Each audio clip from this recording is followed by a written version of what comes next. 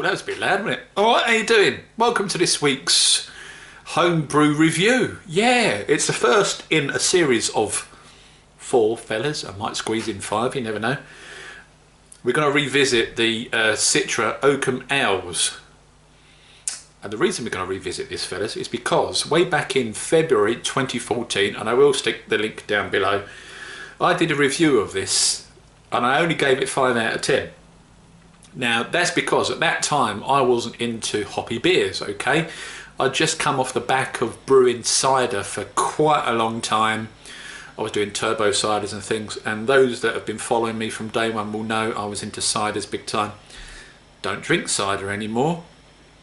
What does that tell you? I'm not quite sure. I'm into hoppy beers now, so I'm into hoppy ales and IPAs and that kind of thing. So I thought now would be as good a time as any. Now I'm starting to enjoy hoppier beers and, you know, the punk IPAs and that kind of stuff. Now would be a good time to revisit this particular beer that I did a review of here on YouTube, February 2014. I'll just read this to you. We were the first UK brewery to commercially brew with Citra back in 2009, and such were its unique qualities, this single hop variety beer became a permanent fixture. A light refreshing beer with a pungent grapefruit, lychee and gooseberry aroma that's leading to a dry, bitter finish. Now I'm expecting to have a little bit of a bitter finish on the end, but as I've been saying over the course of the last few weeks / months, the bitter beers I don't mind as much nowadays, you know, fellas, and that's the best thing about brewing, I think, is that when you brew your own beer, over a period of time you'll grow to appreciate and enjoy beers that perhaps you didn't even think about trying years ago. And that's why I want to revisit this one, because I gave it such a bad review way back in February 2014. It's 4.6% on the old ABV, and it's from Oakham Ales. So what I'm going to do is the usual. We're going to sit here, we're going to open it up, and we're going to have a little bit of a sippy poos. I do, as usual folks, as you can see, have my Spiegelau glass of doom. I do have a couple of other Spiegelau glasses, and I'm a little bit jealous because I know Brewmaster Ben managed to get some Spiegelau glasses from John Lewis in the sale, and by the time I got there they'd all gone. But this is my favourite glass of choice. Not really making a noise now, it's got beer in it, is it? However, it's a brilliant glass. Now why are these glasses so brilliant, fellas? Well, they are very thin, right? You can't really put these in the dishwashers. You can, this one's been in the dishwasher a couple of times and it survived, but I recommend that you don't, because the glass is so thin.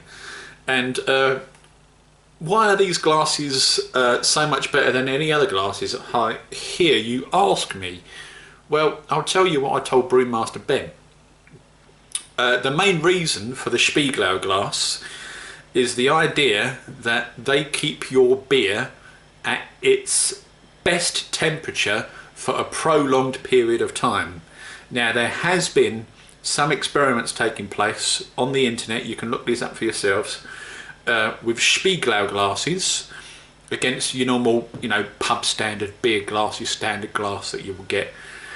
And it's been found that the Spiegelau glasses keep beer at exactly the same temperature for a longer period of time than your normal bog standard beer glass does. And it's all to do with the width of the glass. If you get a thicker glass, when you have a beer glass, you get a thicker glass, chances are that beer isn't going to remain at a constant temperature for a prolonged period of time. Whereas these Spiegelau glasses, they manage to keep the temperature for a prolonged period of time. And I'm talking about half hour to an hour, maybe a little bit longer. Chances are, you know, if you've got decent beer, it's not going to last that long. But I love these glasses anyway because they're so lightweight and they're pretty and they're different shape to your normal box standard glasses, and they really, especially in the light, they do show off the colour of the beer. As with this Oakham Ales Citra beer, it looks like a decent colour, doesn't it? It's slightly more darker than your bog standard lager would be, but hey, this is an ale, not a lager, fellas, so we're expecting a little bit of a darker colour on it than you would get in a normal bog standard light lager colour. What can we smell on it though? Well, immediately I'm getting the Citra, and on the bottle they're talking about a pungent grapefruit, lychee and gooseberry. You see, my issue is not everybody has the ability to be able to distinguish between a lychee and a grapefruit or a gooseberry, okay? There is a certain type of bitterness that can be had from the smell that you get with a grapefruit and a gooseberry that you don't necessarily get from an orange. If you particularly like Cascade beers, you'll understand what I'm talking about. It's a little bit lighter, it's perhaps not as bitter on the smell. Whereas with this particular beer, as it's got Citra in it, Citra does give off a little bit of a more bitter smell, and it's difficult to qualify that and quantify that unless you got some Citra hops in front of you and some Cascade hops in front of you. Then you'll understand exactly what I'm talking about, particularly if you've done a Cascade beer yourself versus a Citra beer. However, it does smell very nice. It smells quite crisp. It's not quite as pungent as perhaps the Cascade would be. Cascade gives off quite a lot of orangey aroma. This is very slight in this instance. However, it's a little bit crisper too. But it's all about the flavour, fellas. So cheers to you. Let's see if I can raise the score of this one from 5 out of 10 to maybe a little bit more. We'll see how we go.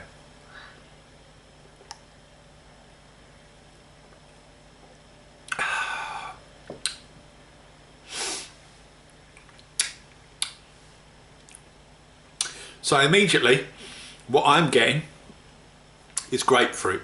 Now, I can't distinguish between grapefruit and lychee and gooseberry, okay?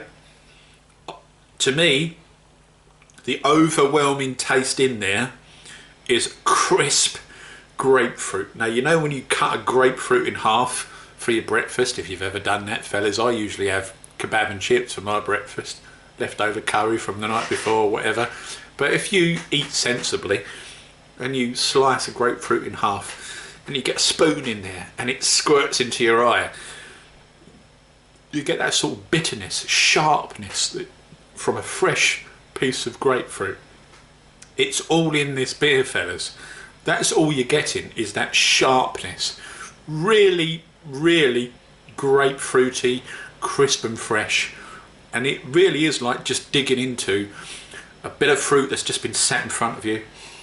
It smells new and fresh and crisp. However, what I will say, the problem with Citra is occasionally some people will say that it smells like a cat litter tray. Now, if you've had a cat, fellas, you'll know exactly what I'm talking about. And I've said this before on the broadcasts about some beers that have got Citra in. You can get the smell of cat wee in a cat litter tray from a Citra beer. However, you have to get beyond that, okay? It's not cat piss. You know, it is that sort of grapefruity, pungent aroma that you would get from a bit of fruit that's sitting in front of you that you've just delved into for your breakfast.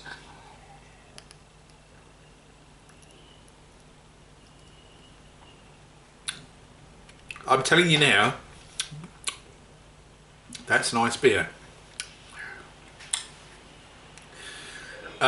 Is it better than the 5 out of 10 that I gave it in February 2014? Yes, it is. And the reason it's better is because I'd like to think that during the course of the last year or two, my taste buds have improved.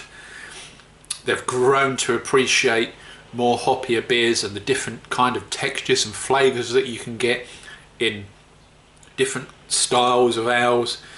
And I gave this one only 5 out of 10. I would say it's not my favourite hop of choice.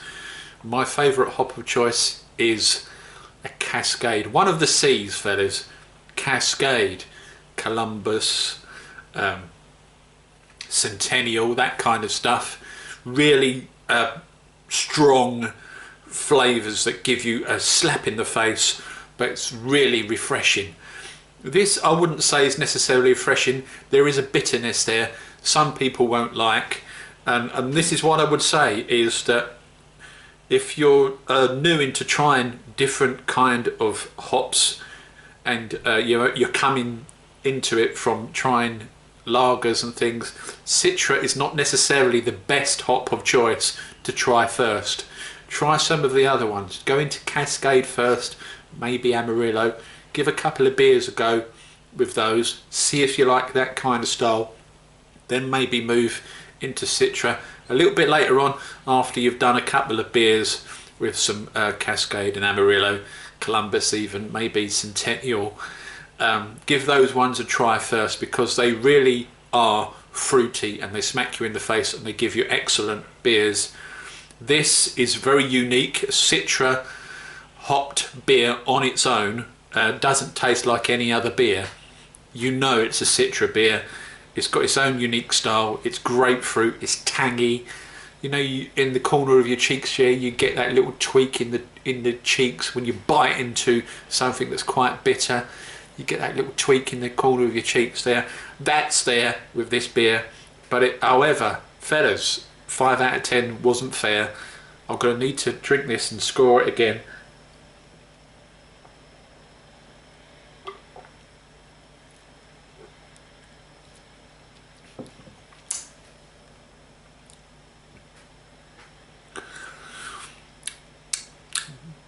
Really enjoyable drink, fellas. My revised score today, as we stand in November 2015, is 7.5 out of 10. It's a perfectly nice beer, fellas. But if you don't like Citra, you don't like grapefruit, perhaps this isn't the beer for you. Try something else first. As I say, try and wean your way into it, because this is packed full of Citra goodness. And maybe it's not for you. But if you like grapefruit or gooseberry, what else do they say on the bottle? Lychee. Give it a go. Cheers, fellas, and I'll see you on the next one.